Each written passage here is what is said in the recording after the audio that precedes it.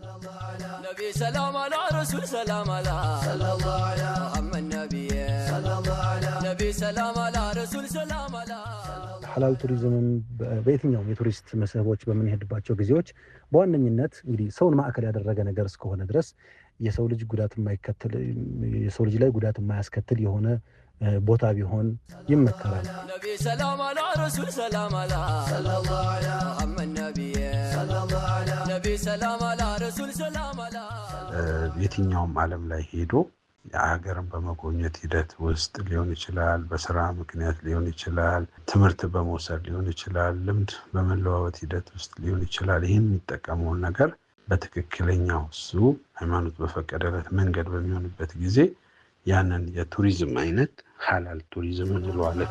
ነቢ ሰላም አላ ረሱል ሰላም አላ ሰለላሁ ዐላ ሙሐመድ ነቢ ሰለላሁ ዐላ ነቢ ሰላም አላ ረሱል ሰላም አላ ቱሪዝምን ከቅርስነት ወደ ቁርስነት እንቀይረው ነው። ቅርሱ አለ ግን ቁርስ መሆን አልቻለም። ትላልቅ ቅርስ ይዘን ወደ ቁርስ መቀየር ባለመቻላችን የገንዘብ ምንጭ መሆን የሚችሉ ቅርሶች መጠገን እንኳን ወደማንችልበት ደረጃ ወርደዋል። የኛ ቅርሶች ወደ ቁርስ ይቀየሩ። ወደ ቁርስ ለመቀየር ደግሞ ዘመኑን እንገንዘበው። አሁን ያለው ዘመን፣ አሁን ያለው ትውልድ፣ አሁን ያለ ጎብኚ ቫልዩ ፎር መኒ እና ኤክስፒሪየንስ ደምሮ የሚያይ ነው። ነቢ ሰላም አላ ረሱል ሰላም አላ ሰለላሁ ዐላ ሙሐመድ ነቢ ሰለላሁ ዐላ ነቢ ሰላም አላ ረሱል ሰላም አላ ሰላም ጤና ይስጥልኝ ክብራትና ክብራን የሀገር ልጆች፣ እንኳን ለመውሊድ በዓል በሰላም አደረሳችሁ። በበዓል መንፈስ ሆነን ስለ ሐላል ቱሪዝም ከብዙ በጥቂቱ እያነሳሳን ቆይታ እንድናደርግ ወደናል። አብረውን የሚቆዩ እንግዶችም አሉ። አብራችሁን ስትቆዩ ደስ ይለናል። ከፕሮግራሙ ጋር አሸናፊ ደምሴ አብሬ ያለው አብራችሁን ትቆዩ ዘንድ በአክብሮት ተጋብዛችኋል።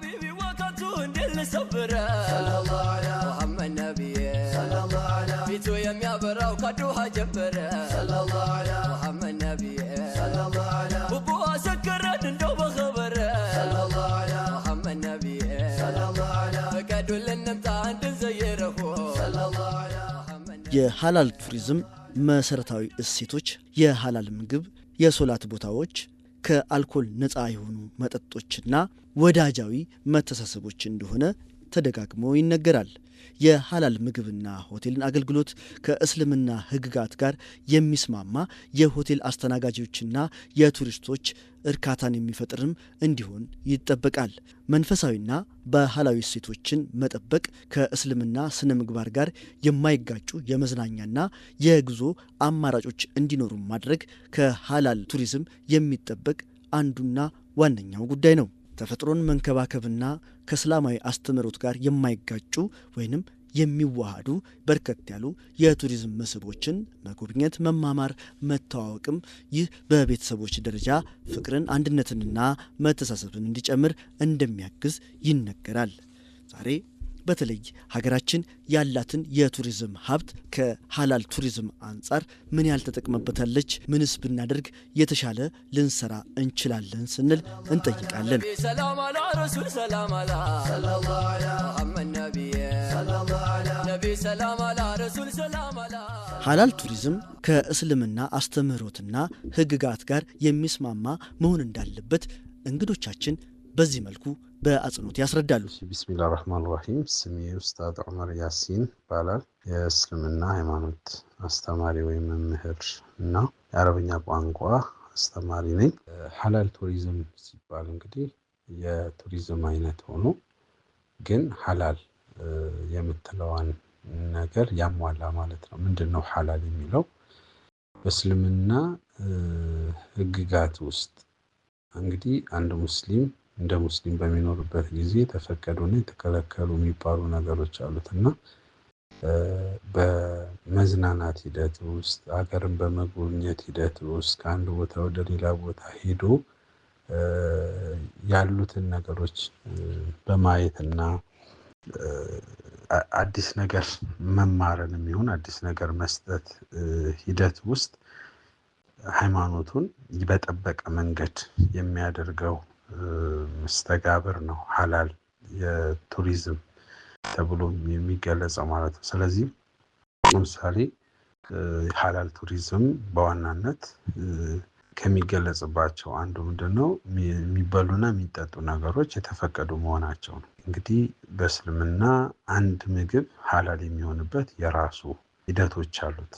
ከእርዱ አንስቶ ካስተራረዱ አንስቶ ማን ያረደው፣ እንዴት ነው ያረደው የሚለውን ሁሉ አንስቶ ምን አይነት እንስሳን ያረደው የሚለው ሁሉ ታይቶ ነው የሐላል ነገር የሚረጋገጠው ማለት ነው። ስለዚህ ምግቡ በዚህ መንገድ በሚመጣበት ጊዜ የትኛውም ዓለም ላይ ሄዶ የሀገርን በመጎብኘት ሂደት ውስጥ ሊሆን ይችላል፣ በስራ ምክንያት ሊሆን ይችላል፣ ትምህርት በመውሰድ ሊሆን ይችላል፣ ልምድ በመለዋወጥ ሂደት ውስጥ ሊሆን ይችላል። ይህን የሚጠቀመውን ነገር በትክክለኛው እሱ ሃይማኖት በፈቀደለት መንገድ በሚሆንበት ጊዜ ያንን የቱሪዝም አይነት ሐላል ቱሪዝም እንለዋለን።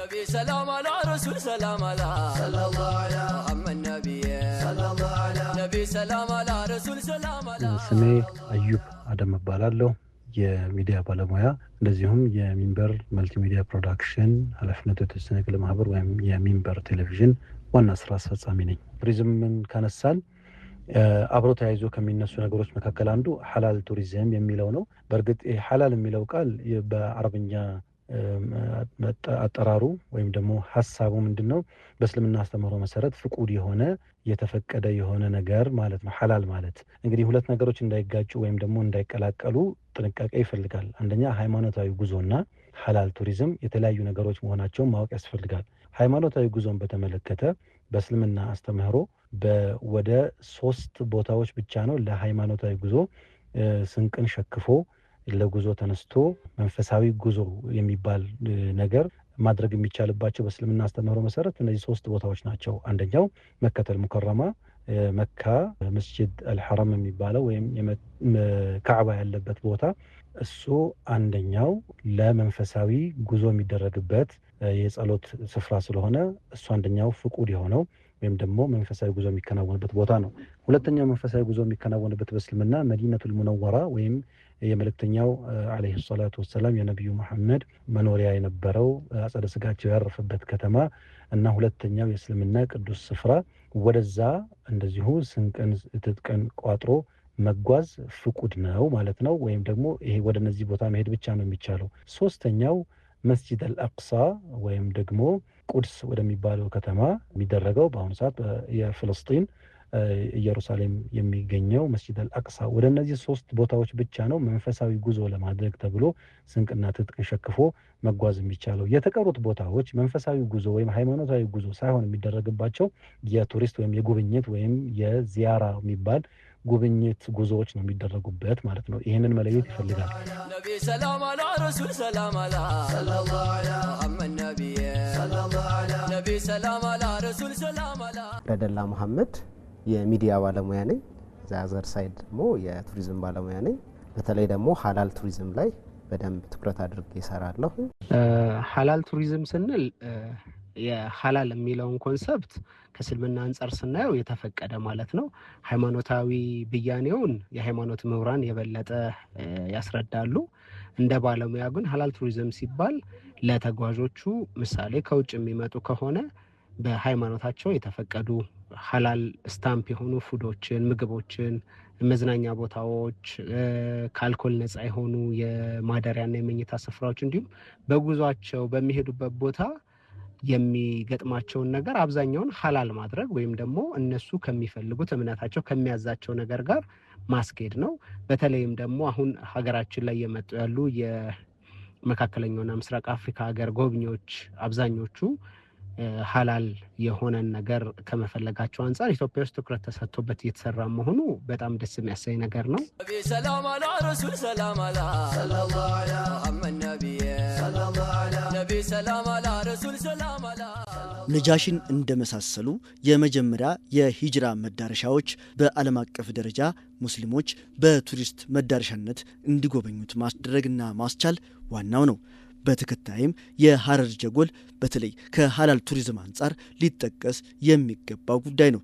ይህ ቦታ የሐረር ጥንታዊ መስጊዶችን፣ አውሊያዎችንና የእስልምና ባህላዊ አልባሳትን ጭምር የሚያካትት ቦታ እንደሆነ ይታወቃል። ከዛም ማለፍ ሲል የወሎና የባሬ ታሪካዊ መስጊዶች፣ የዳና ያንታና የሼህ ሁሴን መንፈሳዊና ባህላዊ ቅርስ ለሐላል ቱሪዝም ያለው አበርክቶ በእጅጉ ይጠቀሳል።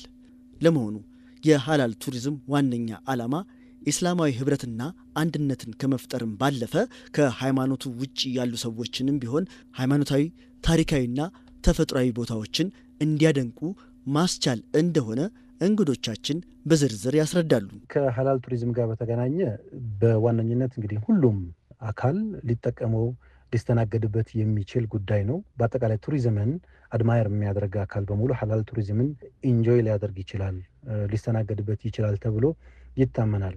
እንግዲህ የሚጎበኙት ቦታዎች በተለይ ደግሞ በእስልምና አስተምህሮ መሰረት ክልክል የሆኑ የማይፈቀዱና ለሰው ልጅ ጉዳት ያመጣሉ፣ ለጤናም፣ ለአእምሮም፣ ለአካልም፣ ለሁለመናም ጉዳትን ያደርሳሉ ተብሎ የማይታሰቡ ነገሮች ያሉበት ተዝናኖትን፣ እውቀትን፣ ትምህርትን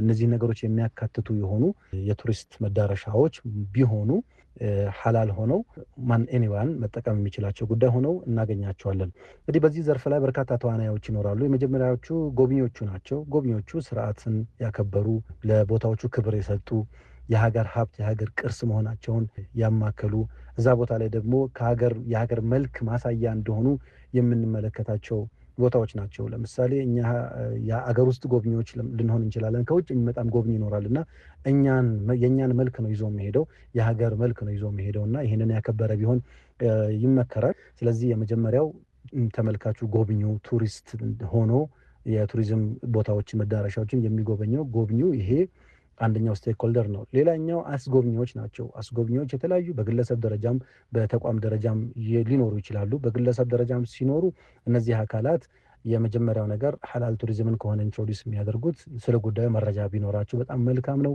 ሐላል ስንል ሃይማኖት ተኮር ብቻም ላይሆን ይችላል ትርጓሜው። ምሳሌ አንድ ተጓዥ በሚጓዝበት ጊዜ መብላት የሚፈልጋቸው የራሱ ምሳሌ አሳ መብላት ላይፈልግ ይችላል። የሚፈልገውን ነገር ስታቀርብለት ለሰውየው ሐላል አረክለት እንደማለትም በሚል እይታ ሊታይ የሚችል የቱሪዝም ዘርፍ ነው። ሰላም አላ ረሱል ሰላም አላ ሰለላሁ ዐላ ሙሐመድ ነብይ ሰለላሁ ዐላ ነብይ ሰላም አላ ረሱል ሰላም አላ። ቅርስ ብቻ ስላለህ መጥቶ አያይህም። ለሚያወጣው ወጪ የሚመጣጠን ሰርቪስ፣ የሚመጣጠን ኤንቫይሮንመንት፣ የሚመጣጠን ሰላም መኖሩን ማረጋገጥ ይፈልጋል።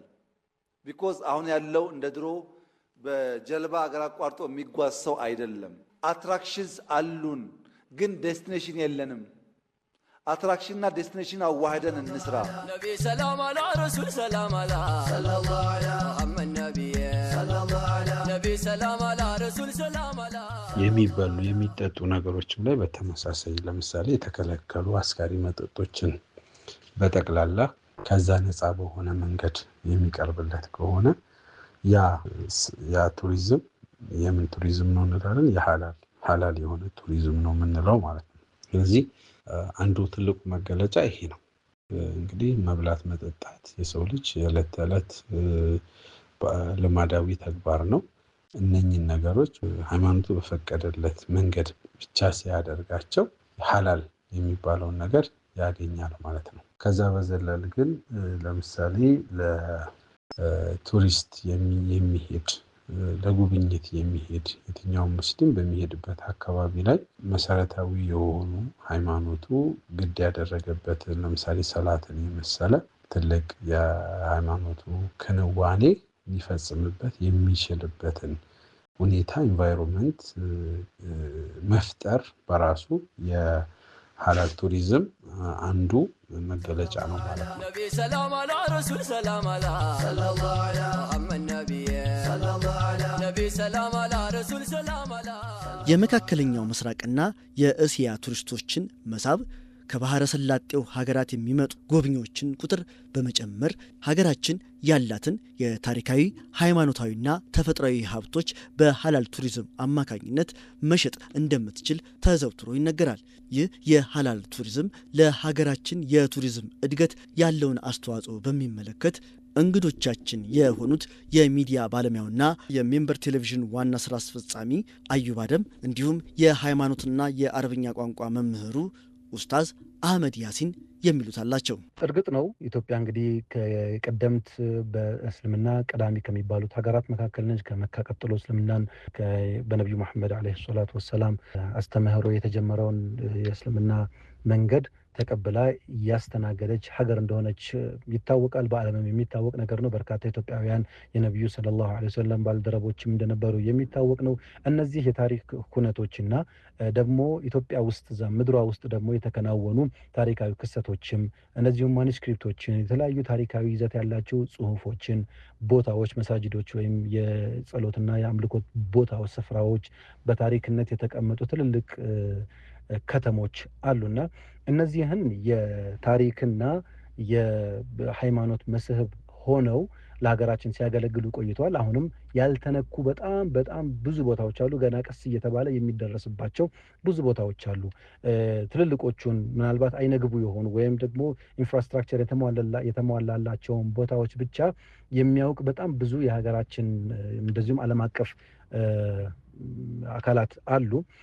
ለዘመናት የምናውቃቸው ናቸው። በጣም ጥቂት የሚባሉ ከ5 ከ6 ያልበለጡ ቦታዎች ብቻ ናቸው ከሃይማኖታዊ ይዘት ጋር ተያይዞ ይጎበኙ የነበሩት። በእስልምናም ታሪክ ልክ እንደዛው ማለት ነው። ግን በጣም ሰፊና ትልልቅ ታሪክ ያላቸው ቦታዎችም አሉ። ያ ብቻ አይደለም። ለምሳሌ በጣም ኦልድ የሆኑ የስነ ጽሁፍ ስራዎች ማኑስክሪፕትስ አሉ። እነዚህ ሁሉ ዋጋ እንዳላቸው እንግዲህ ከቅርብ ጊዜ በኋላ ያየን ነው። ለምሳሌ በሀገራችን በጣም በጣት የሚቆጠር ሚውዚየም ነው ያለው። በእስላማዊ ቅርሶችን እና ታሪካዊ ሁነቶችን የምንዳሰስበት፣ የምናይበት፣ የምንማርበት አካባቢ ምናልባት ሀረር አካባቢ የሚገኝ የግለሰብ ሚውዚየምን ጨምሮ እዚህ በከተማችን በአዲስ አበባ እንደዚሁ በቢላል ሐበሺ የተዋቀረው ቦታ ተጠቃሽ ነው። በመንግስት ደረጃ እንግዲህ በዋናው ሚውዚየም ላይ የተወሰኑ ቅርሶችና መታየት የሚችሉ ነገሮች እንዳሉ ይታወቃል። በቦታዎችም ጭምር እንደዚሁ በጣም ጥቂት የሚባሉ ናቸው እና ይሄ ከዚህ በኋላ መጨመርና ብዙ ትኩረት ተሰጥቷቸው ሊሰሩባቸው የሚገቡ ቦታዎች አሉ። ለምሳሌ ታሪካዊ የጎዜ መስጂድ በጣም ታሪካዊ እንደሆነ ይታወቃል። ብዙ ተአምርና ብዙ ሃይማኖታዊ ኩነቶች የተከወነበት ቦታ ነው። ነገር ግን የመንገድ አለመኖር በቦታው ላይ ያ ቦታ ተገቢው ትኩረት እንዳልተሰጠው ማሳያ ይሆናል ማለት ነው። ስለዚህ እነዚህንና መሰል ሁነቶች ተከናውነው በሀገራችን የእስልምናን ቀድሞ መግባት የሚያሳዩ እስልምና ኢትዮጵያ ውስጥ ምን ያህል ዘመን እንዳሳለፈ፣ ምን አይነት አሻራ ጥሎ እንዳለፈ፣ አበርክቶ ምን ይመስላል፣ የት አካባቢ ምን አይነት ደግሞ ቅርሶችና መስህቦች አሉ የሚለው ሰፋ ያለ ጥናት የሚፈልግ ነገር ቢሆንም ያሉትንም ቢሆን አስተባብሮና አቀናብሮ ለቱሪስት መስህብነት ማኖር እጅግ በጣም ጠቃሚ ነው። የዘገየንበት ግን ደግሞ ያረፈደበት ነገር ነው። ከዚህ በኋላ ብዙ መሰራት የሚቻልባቸው አጋጣሚዎች እንዳሉ ማየት ይቻላል።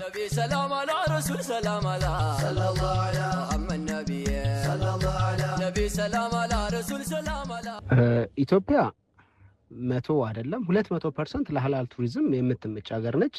አንደኛ አመች የሚያደርጋት ለመካከለኛውና ምስራቅ አፍሪካ ሀገራት ቅርብ መሆኗ፣ ሜዲቴሪያንን አቋርጠው መምጣታቸው ብቻ ምቹ ያደርጋታል። የ2 ሰዓት የ3 ሰዓት የአየር መንገድ ነው። በጣም በአጭሩ ገብተው ተመልሰው ተዝናንተው መሄድ የሚችሉበት መሆኑ አንዱ አማራጭ ነው። ሌላኛው ደግሞ ቅድም አንተም እንዳነሳው እንግዳ ተቀባይ መሆናችን ለሀላል ቱሪዝም ምቹ ያደርገዋል። ከዛ ደግሞ በሃይማኖቱ የበቁ ምሁራን መኖራቸው፣ በቅርብ ርቀት የጸሎት ማድረጊያ ቦታ መኖራቸው፣ ሀላል የሆኑ ምግቦችን ከተማ ውስጥ ማግኘት መቻላቸው፣ እንዲሁም ደግሞ ተጨማሪ በጣም ብዙ ሃይማኖቱንና ሀላል ቱሪዝምን የሚረዱ የቱር ጋይድ እና ስካውት ማህበራት እየተቋቋሙ መምጣታቸው አመቺ ያደርገዋል። አልሰራንበትም እንጂ ሀላል ቱሪዝም በጣም ትልቅ የገቢ ምንጭ የሚሆን አቅም ያለው ነው። አንድ ጥናት ላይ አይቻለሁኝ እና በዓለም ትልቅ ቢሊየንስ ብር የሚንቀሳቀስበት ቱሪዝም የሀላል ቱሪዝም ነው እና ይህንን ወደ ሀገራችን ብንገለብጠውና ትንሽ ብንሰራበት አሁን እያገኘን ካለነው ገቢ በጣም ብዙ ሺህ እጥፎችን ማግኘት እንችላለን። እዚህ እንደ ሀገር በጣም አመቺና የተስተካከለች ሀገር ናት፣ በተለይ ለሀላል ቱሪዝም። ሰላም አላ ረሱል ሰላም አላ ሰለላሁ ዐለይሂ ወሰለም ነብይ ሰላም አላ ረሱል ሰላም አላ። እንግዲህ ሀላል ቱሪዝም በራሱ ብዙ ጥሩ ጎኖች አሉ፣ እንደ ማህበረሰብ እንደ ሀገርም ስንወስደው ማለት ነው። የሁሉም ዓላማ ምንድን ነው? በዚህ ቱሪዝም ውስጥ ሰዎች ጤናማ ሆነው እርስ በርስ ተከባብረው አንዱ ሌላው ላይ ድንበር እንዳያልፍ ለአንዱ ሌላውን ቦታ እንዲሰጥ ክብር እንዲሰጥ መደማመጥ እንዲኖር የሚያስችሉ ክንዋኔዎች ናቸው። እንግዲህ ሰው አብሮ እስከኖረ ድረስ በሃይማኖት ቢቀራረብም ቢመሳሰልም ባይመሳሰልም የራሱ የሆነ ጥሩ ግንኙነት ሊፈጥር ይገባል። ያን ጥሩ ግንኙነት ከሚያፈርሱ ነገሮች አንዱ ምንድነው? እንደ እስልምና አስተምሮት ማለት ነው የተከለከሉ ነገሮች ማህበረሰብን በጥቅሉ ይጎዳሉ።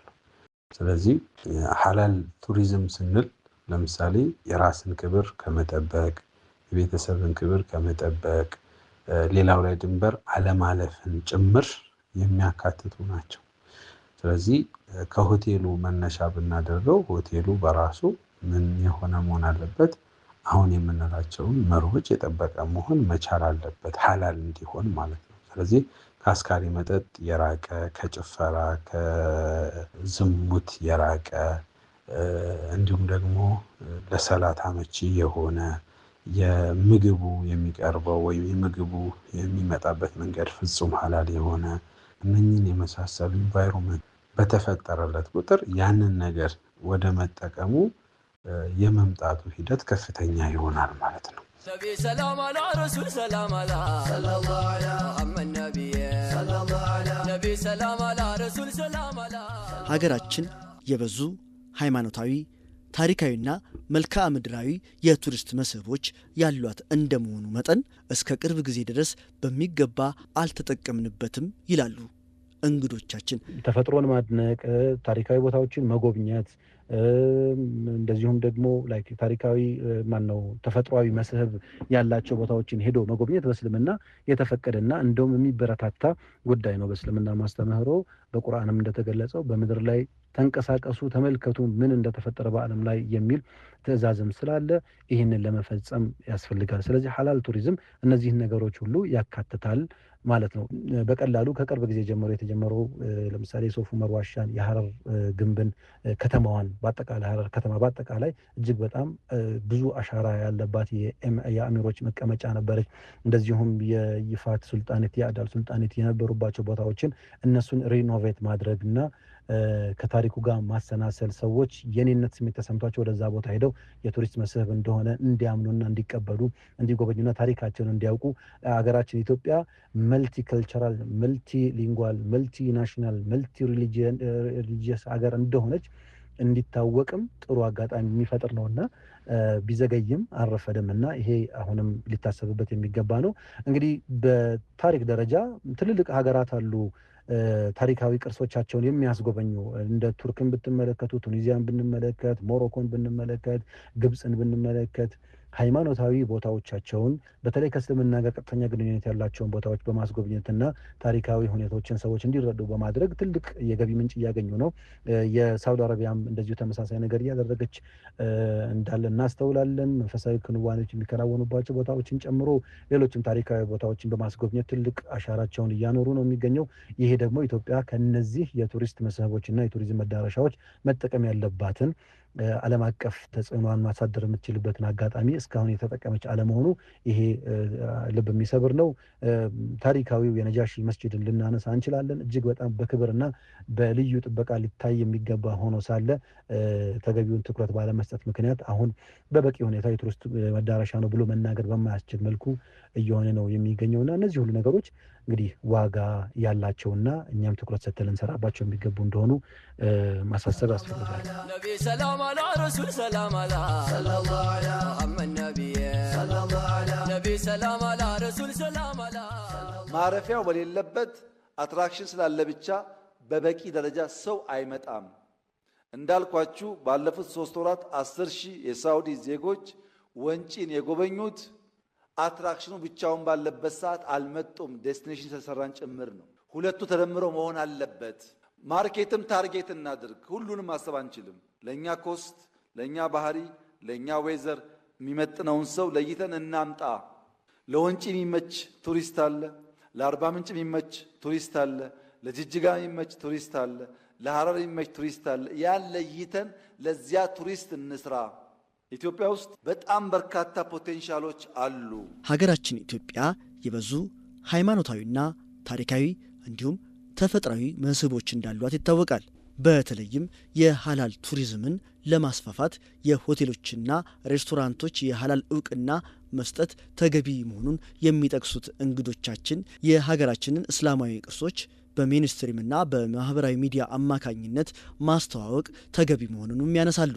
እናም የሙስሊሙ ህብረተሰብ በዚህ በሃላል ቱሪዝም ተጠቃሚ እንዲሆን ሀገሩንም እንዲያግዝ በእጅጉ ሊሰራ ይገባል ሲሉ እንግዶቻችን በሚያስተላልፉት መልእክት መልካም የመውሊድ በዓል ይኑላችሁ በማለት ፕሮግራማችንን የምናጠቃልል ይሆናል። ሰላም። አዋጭነቱ ደግሞ ለሰዎቹ ከሚጠቀሙት ጥቅም ባሻገር እንደ ሀገራዊ ፋይዳው ከፍ ያለ ነገርን ይዞ ይመጣል። ትርፉ በጣም እንዲህ ተብሎ ሊለካ የማይችል ትልቅ ትርፍ ይኖረው አለው ማለት ነው። ስለዚህ እዚህ ላይ ባለሀብቶች ቢሳተፉ፣ እዚህ ላይ ልዩ ትኩረት ቢሰጥ እንግዲህ ዓለም ላይ ያሉ በሃይማኖት ደረጃ ብንሄድ ሙስሊም የሆኑ ዓለም ላይ ያሉ ሰዎች በጠቅላላ በዚህ መንገድ ሀገራችንን የሚያውቁ ከሆነ የዚህን ግልጋሎት እንዲጠቀሙ ብንጋብዛቸው አንድም ሀገራችንን ማሳደጊያ መንገድ ነው፣ ሁለትም ጥሩ ዜጋን የማፍሪያ መንገድ ነው ብዬ አምናለሁ። ይህንንም ምክር እሰጣለሁ። ነቢ ሰላም አላ ረሱል ሰላም አላ ሰለላሁ ዐለይሂ ወሰለም ነቢ ሰለላሁ ዐለይሂ ነቢ ሰላም አላ ረሱል ሰላም አላ። እኔ ሁሌም እንደምለው ኢትዮጵያ መጠቀም ካለባት 1% እንኳን በቱሪዝም አልተጠቀመችም ብዬ ነው ማምነው እና ተስፋ አለ፣ ትልቅ ተስፋ።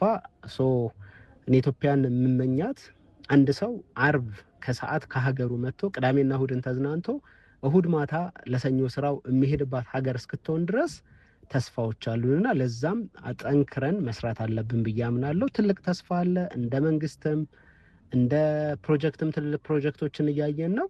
በቅርብ ጊዜ ውስጥ ደግሞ ፍሬው አፍርቶ ለመብላትን በቃለን ብዬ አምናለሁ። ኢንሻአላህ። ሰላም አላ ረሱል ሰላም አላ ሰለላሁ ዐለይሂ ወሰለም ነቢ ሰለላሁ ዐለይሂ ነቢ ሰላም አላ ረሱል ሰላም አላ። እንግዲህ እንደሚታወቀው ሀገራችን ኢትዮጵያ እጅግ በጣም ሳቢ፣ ማራኪ እና በርካቶች የሚመኙት የሆነ መልክዓ ምድራዊ አቀማመጥ እንደዚሁም የታሪክ ሀብታም የሆነች ሀገር እንደሆነች ይታወቃል። ይህም ደግሞ ሀገሪቱን ከፍተኛ የሆነ የቱሪስት መስህብ እንዲኖራት ከሚያስችሉ እድሎች መካከል ሆኖ ይጠቀሳል። ይህንን እድል ለረጅም ጊዜያት በሚፈለገው መጠንና አቅም ሳንጠቀመው ማለፋችን ደግሞ ያው የሚያስቆጭ ነው።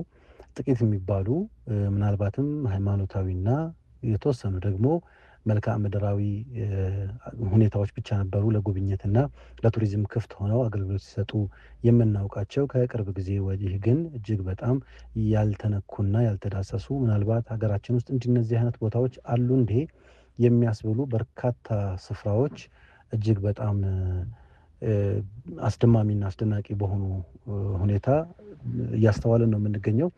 እንግዲህ ተፈጥሯዊ ሁኔታዎች እንዳሉ ሆኖ ሰው ሰራሽ ደግሞ የቱሪስት መስህቦች እንደዚሁም ለቱሪዝም እጅግ በጣም አመቺ የሆኑ ከባቢዎችን ማስተዋል መጀመራችን የማይካድ ሀቅ ነው።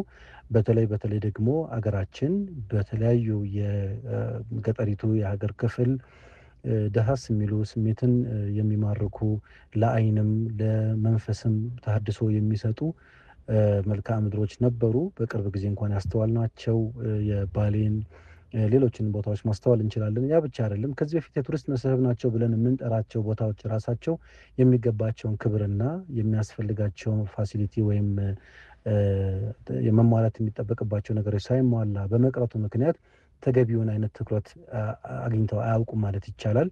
ለምሳሌ የሶፍ ዑመር ዋሻን መመልከት እንችላለን። ሶፍ ዑመር ዋሻ ለዘመናት የታሪክ መስህብ ሆኖ እኛ ሀገር ላይ ይታወቃል። ነገር ግን ለጎብኚዎች አመቺ ሆኖ በውስጡ ያሉ ቅርሶችና ታሪኩ ተሰድሮና ተመዝግቦ አለመቀመጡ ወይም ደግሞ በዚህ መጠን አለመሰናዳቱ አለመዘጋጀቱ እጅግ በጣም የሚያስቆጭ ሆኖ ነበር ያለፈው። ከተማዎቻችንም እንደዚሁ ነዋሪዎቿን ከማስተናገድ በዘለለ ከውጭ የሚመጡ ቱሪስቶችን የማስተናገድ የማስደመም የማስገረም የአፍሪካ ፈርጥ ሆና ሀገሪቷ የመቆየትን ነገር እስከዛሬ ድረስ እንደ ልብ አላስተናገድንም ነበር። አሁን እየተስተዋለ ያለው ነገር እንደ ሀገርም እጅግ በጣም ይበል የሚያሰኝ ምርታ የሚታይበት ነገር ነው። በተባበረ ክንድ ሀገሪቱን ጥሩ የሆነ የቱሪስት መስህብ የቱሪስት መዳረሻ ማድረግ እየተቻለ እንደሆነ ማስተዋል ይቻላል። እንግዲህ የቱሪስት መስህብ ሲባል ሁሉም የሚያስበው መልክዓ ምድሩን እና የሃይማኖታዊ ቦታዎችን ብቻም አይደለም። ታሪካዊ ክስተቶችም የቱሪስት መስህቦች ናቸው። ሰው ሰራሽ እንደዚሁ ተፈጥሯዊም ሆኑ ሰው ሰራሽ ግኝቶችም እንደዚሁ የቱሪስት መስህብ ሆነው መጠቀስ የሚችሉ ነገሮች ናቸውና እነዚህ ሁሉ አሁን እጅግ በጣም በሚያስደስትና እንግዲህ እጅን አፍ ላይ በሚያስጭን መልኩ እየተሰሩ መሆናቸው ይበል የሚያሰኝ ነው። እስካሁን ባስተዋልነው ነገር መልካም ጅማሮ እንዳለ አስተውለናል። ከዚህ በኋላ ደግሞ የሚነካኩና የሚጀመሩ ታላላቅ ያልታዩ ያልተዳሰሱ ቅርሶች፣ ታሪካዊ ቦታዎች ለቱሪስት በአጠቃላይ ለዓለም አቀፉ ማህበረሰብም እንደዚሁ አይነ ገላጭ የሆኑ አጋጣሚዎች ይኖራሉና እነሱንም አይነ ገልጦ ማየት አስፈላጊ እንደሆነ በዚህ አጋጣሚ ለመጠቆም እወዳለሁ።